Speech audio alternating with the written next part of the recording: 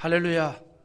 오늘도 하나님의 큰 은혜가 함께하기를 주님의 이름으로 축원합니다.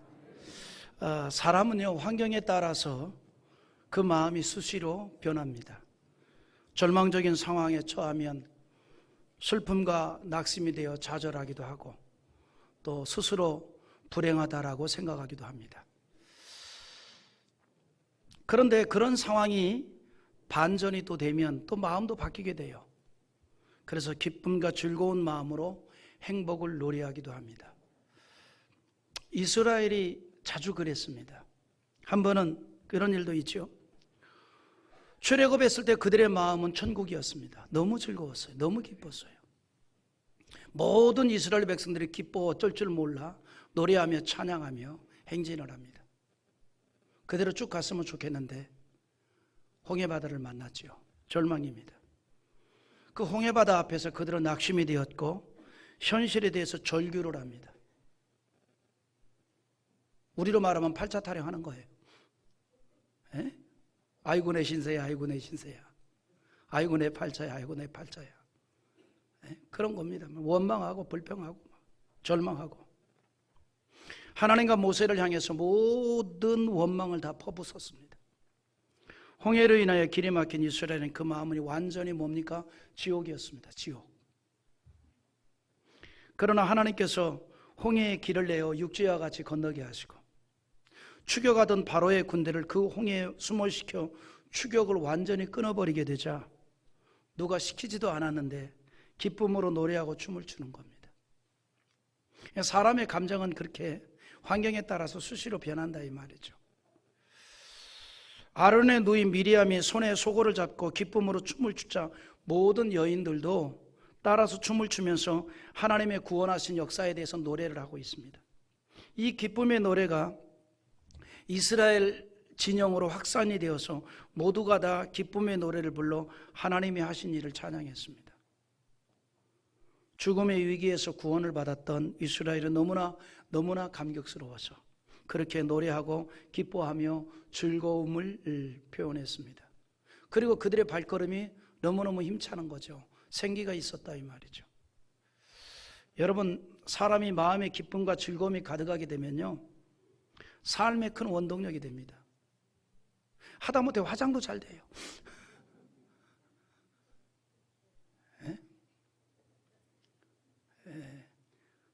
여러분 이렇게 할 때 오늘은 왜 이렇게 안 먹어? 그럴 때 마음에 좀 울적할 거예요 아마.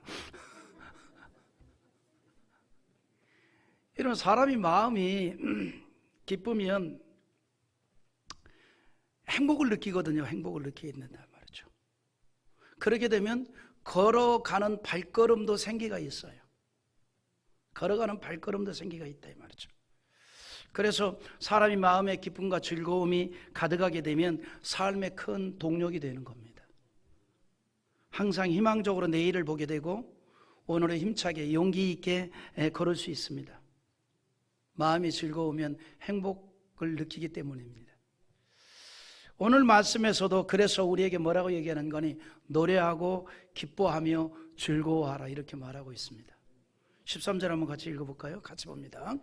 하늘이여 노래하라, 땅이여 기뻐하라, 산들이여 그의 노래하라. 여호와께서 그의 백성을 위로하였은즉 그의 고난당한 자를 긍휼히 여길 것임이니라. 할렐루야. 하늘이여 노래하고 땅이여 기뻐하라, 산들이여 즐거이 노래하라라고 말합니다. 기쁨과 즐거움으로 노래하라 이렇게 말합니다.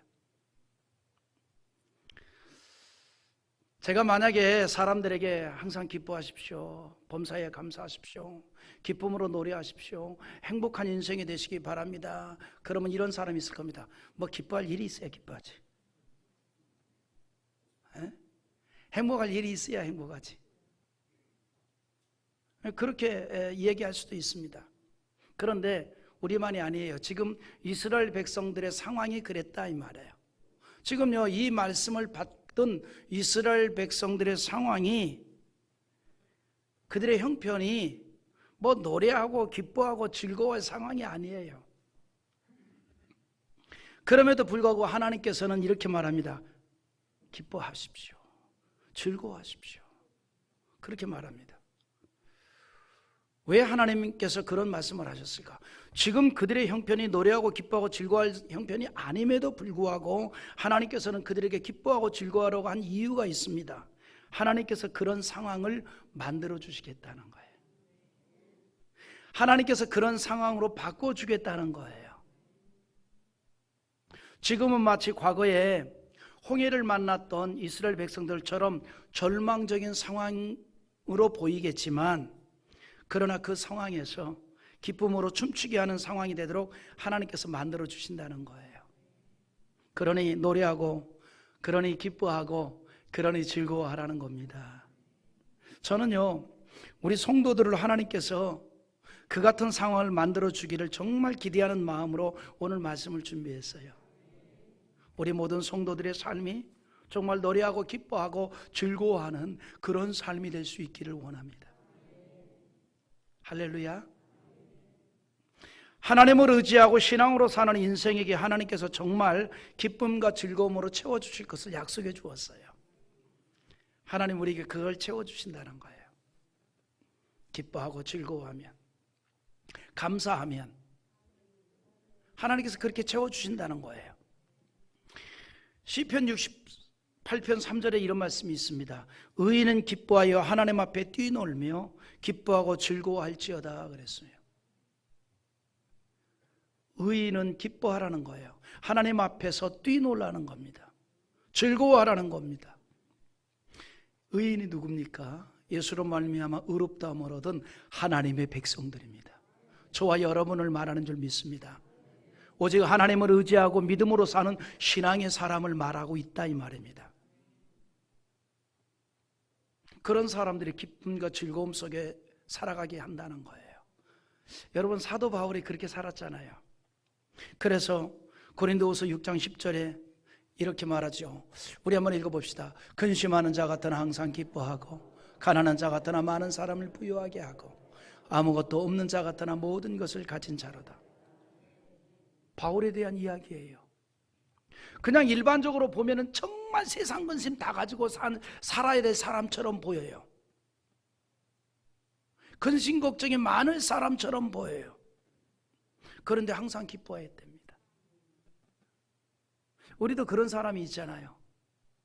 우리가 인간적으로 볼 때 참 근심의 덩어리, 걱정의 덩어리, 염려의 덩어리를 한 줌씩 짊어지고 고달프게 살아가야 될 사람인 것 같은데 항상 기쁨이 넘친 사람이 있어요.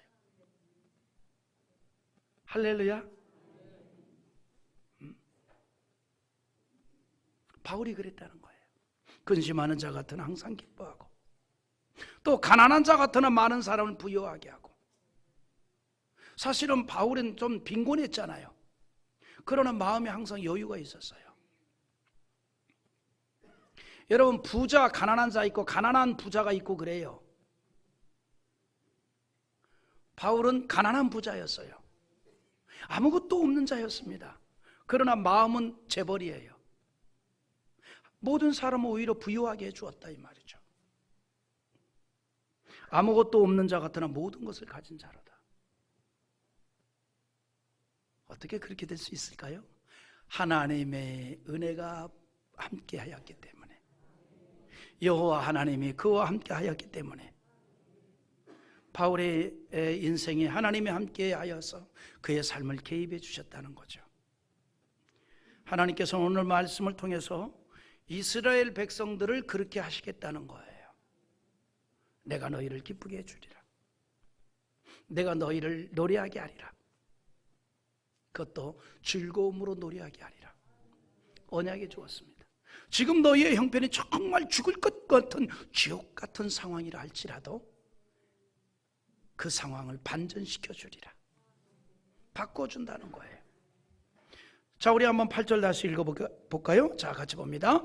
여호와께서 이같이 이르시되 은혜의 때에 내가 내게 응답하였고 구원의 날에 내가 너를 도왔도다. 내가 장차 너를 보호하여 너를 백성의 언약으로 삼으며 나라를 일으켜 그들에게 그 항모하였던 땅을 기업으로 상속하게 하리라. 할렐루야. 뭐라고 얘기합니까? 은혜의 때에 내가 내게 응답하겠고 구원의 날에 내가 너를 도와주었지 않았느냐. 이제 내가 또 그 은혜를 내려주리라. 황무하였던 땅을 바꾸어 기업이 되게 하리라. 하나님은요, 그의 백성에게 자주 그 인생을 책임져 주시고 인도해 주신다는 것을 언약해 주셨습니다. 오늘 말씀에서도 그것을 상기시켜 주고 있지요. 내가 장차 너를 보호하여 너를 백성의 언약으로 삼으며 그랬습니다. 이스라엘을 선민으로 삼으신 하나님께서는 그 이스라엘을 절대로 잊지 않으셨습니다. 젖먹이는 엄마가 아이를 잊게 될 수가 없듯이 하나님께서 그 백성 이스라엘을 잊지 않았습니다. 비록 곤고함을 당하고 어려움을 당하고 있을지라도 하나님께서 그들을 결코 잊어버리거나 외면하지 아니하고 기억하고 바라보고 있다는 사실입니다. 그래서 여러분 15절에도 이렇게 말하죠. 또 읽어보겠습니다. 여인이 어찌 그 젖먹는 자식을 잊겠으며 자기 태에서 난 아들을 긍휼히 여기지 않겠느냐. 그들은 혹시 잊을지라도 나는 너를 잊지 아니할 것이라. 여러분, 젖먹이는 엄마가 어떻게 그 아이를 잊겠어요? 못 잊지요. 절대로 못 잊지요. 그런데 하나님 말씀이 이렇게 말합니다. 젖먹이는 엄마가 그 아이를 잊을 수는 없죠. 그런데 젖먹이는 엄마가 그 아이를 잊을 수는 있어도 하나님께서는 절대로 잊지 않는데요. 하나님 절대로 우리를 잊지 않고 항상 기억하고 계신다는 거예요. 뭐 하기 위해서? 도와주기 위해서, 구원하기 위해서. 여러분, 우리 하나님은 어떻게 보면 폴리스 같은 하나님이 아니라 변호사 같은 하나님이에요. 네? 우리 그 과거에는 그런 얘기 했잖아요. 뭐 어린아이 혼낼 때 누구한테 일러준다, 누구 혼내준다 막 이렇게 얘기하죠. 그래가지고 사람들을 불신하게 만들어요. 어렸을 때부터 주변 사람 죄다 혼내주는 줄 알아요.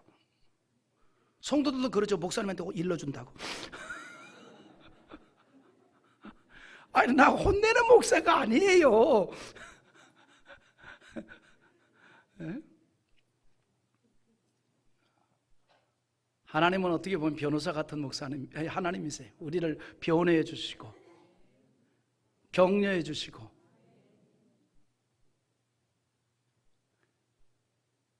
옛날에, 아주 옛날에 제가 전철을 한번 탔어요. 어린아이가 막 칭얼거리고 막 말을 안 들으니까 엄마가 너 자꾸 그러면 아저씨한테 침 놓으라 그런다. 침 놓는다 그래서 내가 갑자기 침수사 됐어요.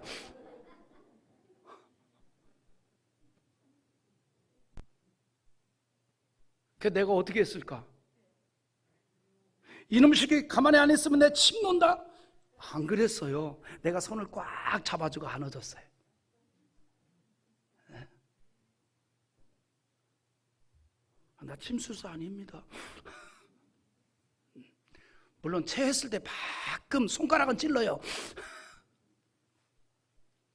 우리 하나님은 우리를 항상 기억하고 계셔요. 잊지 않으십니다. 우리의 도움이 되어주기 위해서. 할렐루야. 심지어는요 16절에 뭐라 그러는 줄 알아요? 내가 너를 내 손바닥에 새겼고 너의 성벽이 항상 내 앞에 있나니 그랬어요. 할렐루야. 손바닥에 새겼대요. 손바닥에. 컨닝하는 학생은 손바닥에 새기죠. 네? 어떤 분은 또 이 손바닥에 왕자도 새기고 그렇기는 합시다. 우리 하나님이 우리의 이름을 손바닥에 새겼답니다. 무슨 얘기예요? 항상 보고 있다는 거예요. 항상 기억하고 있다 이 말입니다. 그래서 고난 가운데 있을 때 오히려 더욱 우리를 기억하사 건져주신다는 거예요. 그래서 시편 136편 23절에서 우리를 비천한 가운데서도 기억해 주신 이에게 감사하라. 그 인자하심이 영원함이로다. 하나님의 인자하심은 일시적인 게 아니라는 거예요. 영원하다는 거예요. 영원하다.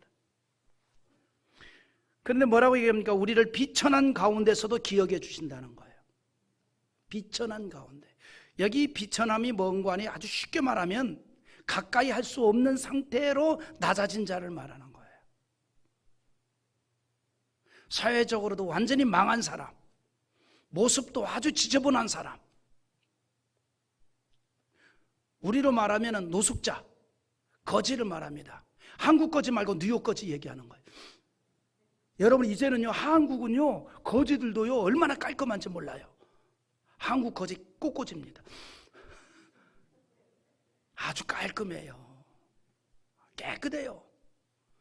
저희 교회도 가끔 이렇게 몇천 원씩 받으러 오는 분들 보면 깔끔해요.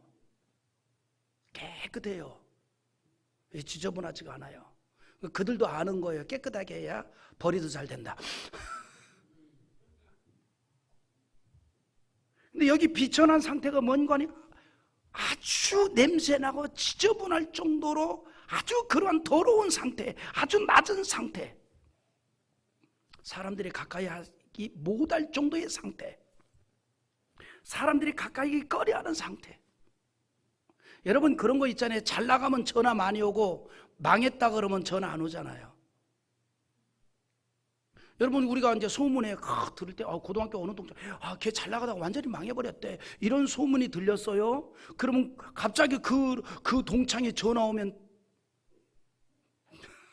좀 뭔가 좀 경직되잖아요. 거기다가 또 근데 나 부탁이 하나 있는데 이러면 또 철렁하잖아요. 에? 여러분들은 마음이 너그러워가지고 그런 철렁함이 없나 보죠. 나는 철렁하던데. 그런데 막 잘 됐다고 한 사람들이 전화 오면은 바빠도 얼른 받잖아요. 에? 여기 비천한 상태가 어떤 상태인가 하니 정말 망한 상태, 사람들이 가까이 하기 꺼려한 그런 지경을 말하는 거예요. 그래도 하나님은 여전히 기억하고 계신다는 거예요. 이게 은혜 아닙니까? 하나님께서 우리를 비천한 가운데서도 기억해 주신 이에게 감사하라는 거예요. 그 가운데서도 하나님의 인자하심이 내려주시기 때문인 거예요.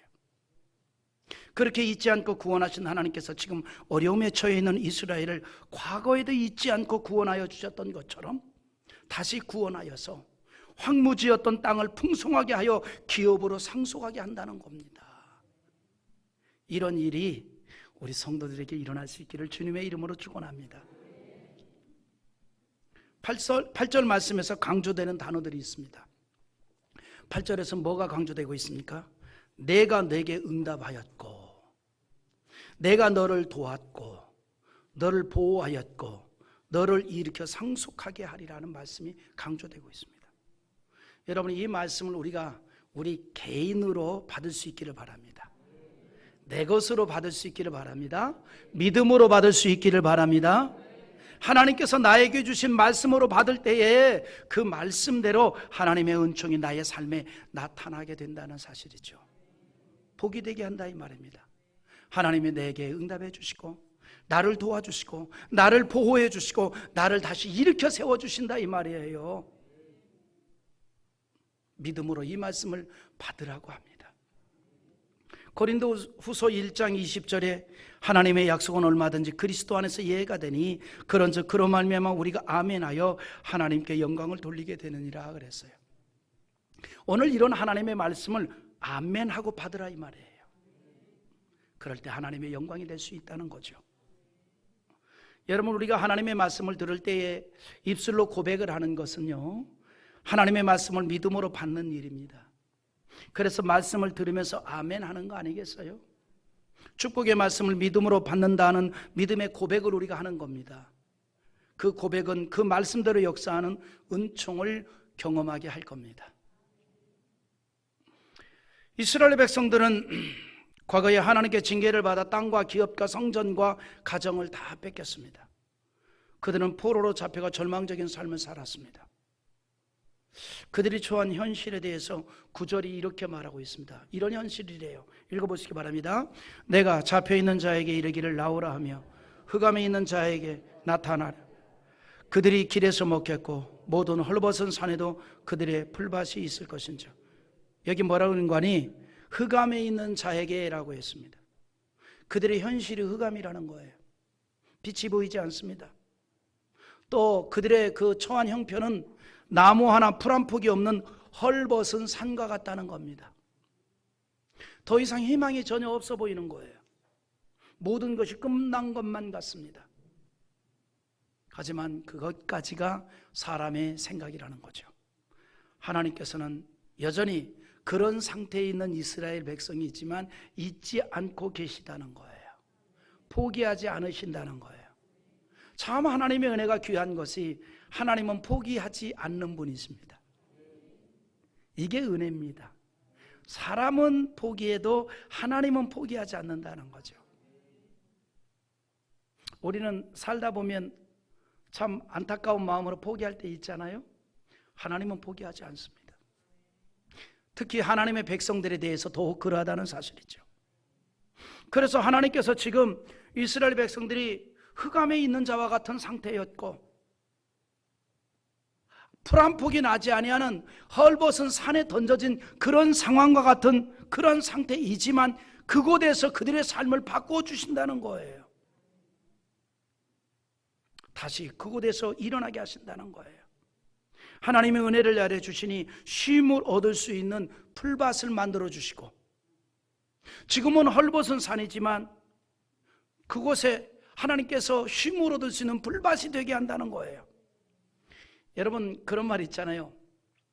하늘이 무너져도 솟아날 구멍이 있다. 여러분, 우리 인생이 그렇다는 거 아닙니까? 하늘이 무너져 내린 것 같은 상황이라 할지라도 그래도 그것을 뚫고 나갈 구멍이 있으니 절대로 낙심하지 말고 포기하지 말라는 얘기 아니에요? 여러분, 이 말은요, 하나님이 없는 세상 사람들도 하는 말이에요. 하나님 없는 세상 사람들도 하는 말들이에요. 이런 말들이. 하늘이 무너져도 솟아날 구멍이 있는데, 뭐 그런 말 있잖아요. 나 그런 말 참 좋아해요. 뭐 산 입에 거미줄 치겠냐?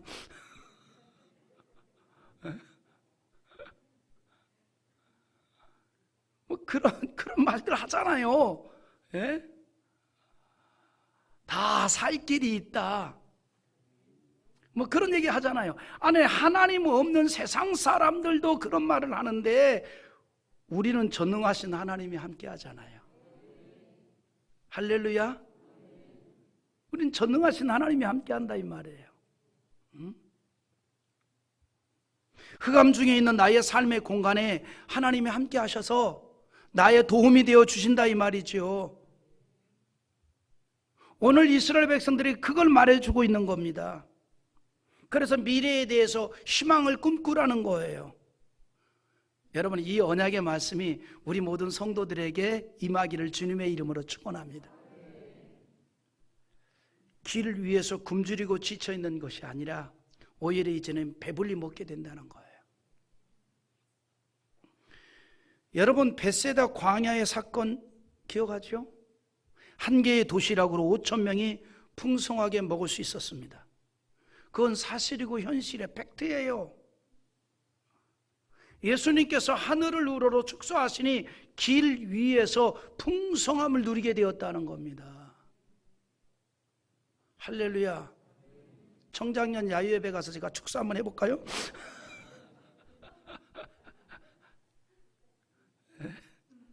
좋네요. 거기 수목원이니까 산위에서 한번 해보죠.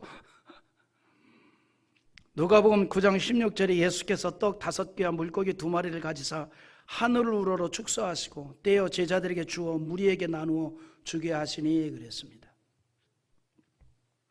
예수님께서 하늘을 우러러 축사를 하였다는 것은 하나님의 은총을 기대하는 간구를 한 겁니다.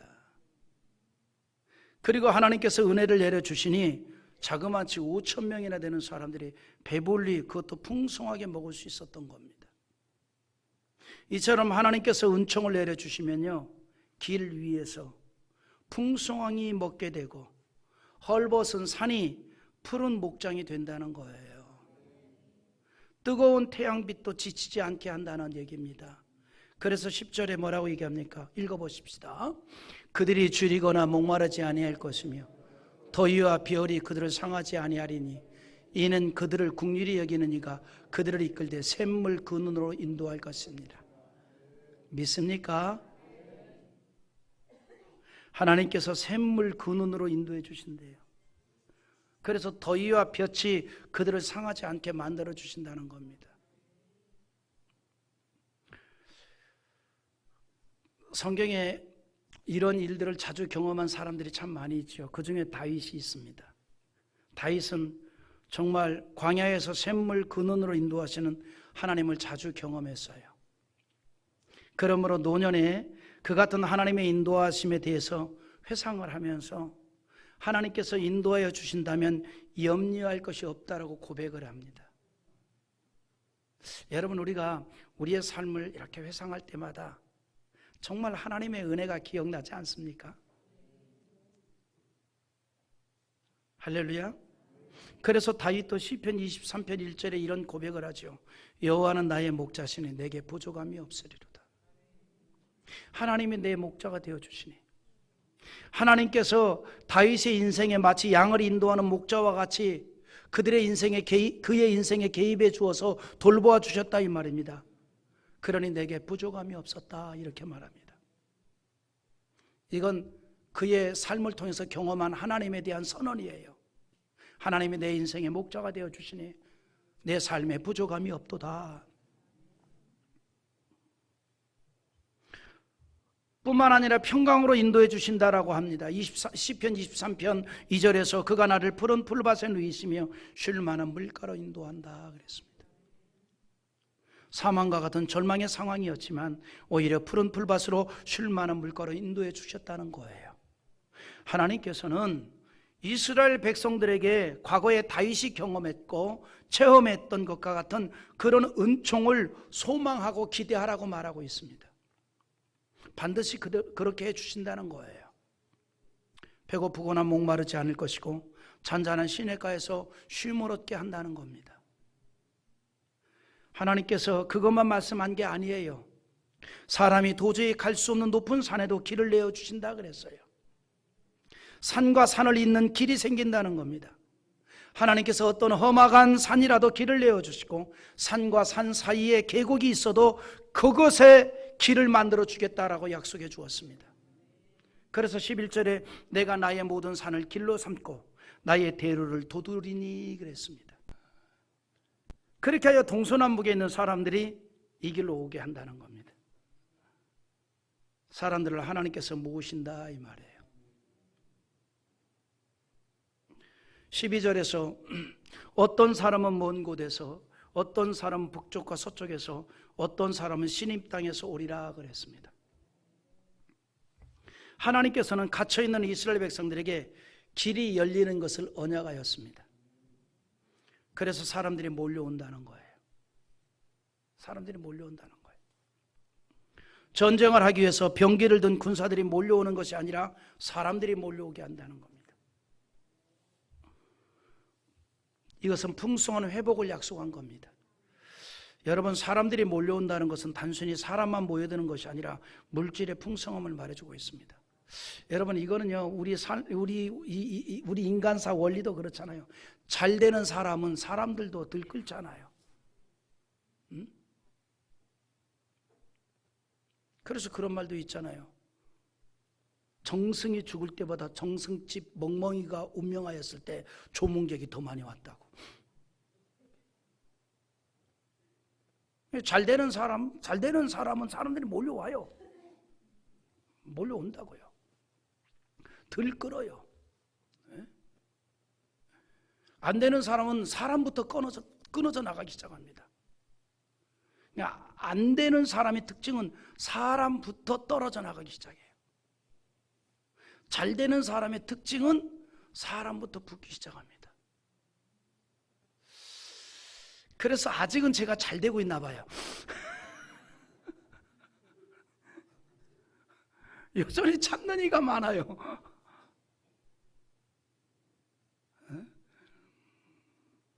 하나님께서 이스라엘 백성들에게 뭐라고 약속하는 거는 많은 사람들이 몰려오게 만들어 준다는 거예요. 이거는요 단순히 사람이 몰려온다는 의미가 아니라 물질적 풍성에 대한 약속입니다. 여러분 이사야서 60장 4절과 5절을 한번 천천히 읽어보십시다. 내 눈을 들어 사방을 보라. 무리가 다 모여 내게로 오느니라. 내 아들들은 먼 곳에서 오겠고 내 딸들은 안기어 올 것이라. 그때 내가 보고 기쁜 빛을 내며 내 마음이 놀라고 또 화창하리니 이는 바다의 부가 내게로 돌아오며 이방 나라들의 재물이 내게로 옴이라. 아멘. 단순히 사람들이 몰려오는 게 아니라 사람들과 함께 재물이 온다는 거예요. 이런 은혜가 우리 성도들에게 가득하기를 원합니다. 지금 이스라엘 백성들의 그런 은혜를 말씀해 주고 있는 거예요. 지금 비천한 상태처럼 되어 있어서 사람들이 다 떠나는 것 같지만 그러나 내가 너희를 회복시켜서 다 돌아오게 하는데 사람만 오는 게 아니라 물질이 함께 돌아오게 하리라. 그래서 사람들이 사방에서 몰려오는데 바다의 부와 재물이 돌아오게 한다는 거예요. 그래서 18절에 보면 이런 말씀을 해요. 오늘 보면 18절 읽어봅니다. 내 눈을 들어 사방을 보라. 그들이 다 모여 내게로 오느니라. 나 여호와가 이르노라. 내가 나의 삶으로 맹세하노니 내가 반드시 그 모든 무리를 장식처럼 몸에 차며 그것을 띠기를 신부처럼 할 것이라. 뭘 얘기합니까? 이제는 굶주린 자가 아니라 풍성함과 화려함으로 장식된 옷을 입은 인생으로 바꾸어진다는 거예요. 결혼을 하기 위해서 새 단장한 신부처럼 아름다운 인생으로 바꾸어 주실 것을 말씀하고 있는 겁니다. 이 말씀은 무엇을 얘기합니까? 이스라엘 백성들에게 희망을 가지라 하는 거예요. 하나님의 언약입니다. 하나님께서 이렇게 축복해 주실 것이므로 그것을 믿음으로 받고 꿈을 꾸라는 거예요. 여러분 오늘 말씀에서 강조되는 게 있어요. 이스라엘은 하나님의 백성이라는 겁니다. 그래서 하나님께서 잊지 않고 어떤 절망적인 상황에서도 희망을 꿈꾸고 살아도 된다라고 말씀해 주고 있어요. 어떤 상황에서도 넉넉히 극복하게 하시고 풍성함을 누리게 하시는 하나님의 은혜가 있다는 거예요. 이제는 이 말씀이 저와 여러분에게 주신 하나님의 언약으로 받기를 바랍니다. 13절 하반절에 여호와께서 그의 백성을 위로하였은즉 그의 고난당한 자를 긍휼히 여길 것임이라 그랬습니다. 하나님께서 위로해 주시는데 고난당하는 자를 긍휼히 여겨 주신다는 겁니다. 그런데 이 위로와 긍휼은 단순히 말로만이 아니라 모든 것을 회복시켜 주실 것을 말씀해 주고 있는 거예요. 여호와께서 그의 백성들을 위로하시고 고난을 당하던 사람들을 불쌍히 여기셨습니다. 그래서 완전한 회복을 시켜주신다고 하였으니 노래하고 기뻐하며 즐거워하라는 겁니다. 여러분 사도행전 3장을 보면요, 그 성전 미문 밖에서 구걸을 하던 거린이 예수의 이름으로 베드로와 요한을 통해서 고침을 받게 된 사건이 있죠. 그가 고침을 받게 되자 너무나 감격스러워서 구걸하였던 것도 버려두고 다른 사람들과 같이 성전을 향해서 나아가는데 기쁨으로 가득하여 걷기도 하고 뛰기도 하며 찬송을 하면서 성전을 들어갔습니다. 그에게 있어서는 그날이 인생 최고의 기쁨의 날이 되었던 거예요. 인생 최고의 즐거운 날이 되었던 거예요. 너무나 기뻐가지고 이 사람은 나면서부터 안진뱅이 장애인이었다. 지체장애였다. 그런데 예수의 이름으로 고침을 받으니까 막 너무 놀래가지고 스스로 일어나서 뛰어서서 막 걸으며 찬양했던 겁니다. 사도행전 3장 8절의 말씀인데 뛰어서서 걸으며 그들과 함께 성전으로 들어가면서 걷기도 하고 뛰기도 하며 하나님을 찬송하니 그랬습니다. 너무나 기뻐서 걸으며 뛰면서 하나님께 감사 찬송을 부르면서 성전을 향해 들어갔습니다. 나면서 장애를 겪었던 거리는 고침을 받고 너무나 기뻤던 거예요. 그래서 감사 찬양을 했습니다. 그런데 오늘 말씀이 성전 미문에 고침받은 거린보다 더욱 감격스러운 일을 만나게 한다는 언약입니다. 더욱 기쁘게 한다는 언약입니다. 내 인생이 흑암처럼 빛이 보이지 아니하고 나무 하나 풀 한 폭이 없는 헐벗은 산에 던져진 것과 같은 현실에 처해 있다 할지라도, 더 이상 희망이 없고 모든 것이 끝날 것 같은 상황이 되었을지라도 하나님께서 헐벗은 산에 풀밭을 만들어 쉬게 하시고 또 길 위에서 풍성함을 누리게 하는 새 인생으로 축복해 주신다는 거예요. 그러니 그것을 믿음으로 받고 감사하는 자 되라는 거예요. 기쁨으로 노래하는 자가 되라 이 말입니다. 우리가 할 일은 너무나 기뻐하고 즐거움으로 노래하면 되는 겁니다.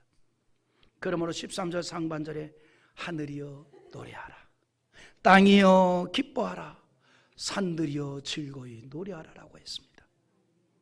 우리에게는 모든 어려움 속에서도 넉넉하게 구원하시는 하나님이 여전히 우리를 잊지 않고 함께하는 줄 믿으시기 바랍니다. 그러므로 우리가 어떤 상황에 있을지라도 하나님의 구원의 역사를 믿음으로 바라보며 희망 가운데 노래하고 기뻐하고 즐거워하는 주의 백성 되기를 주님의 이름으로 축원합니다.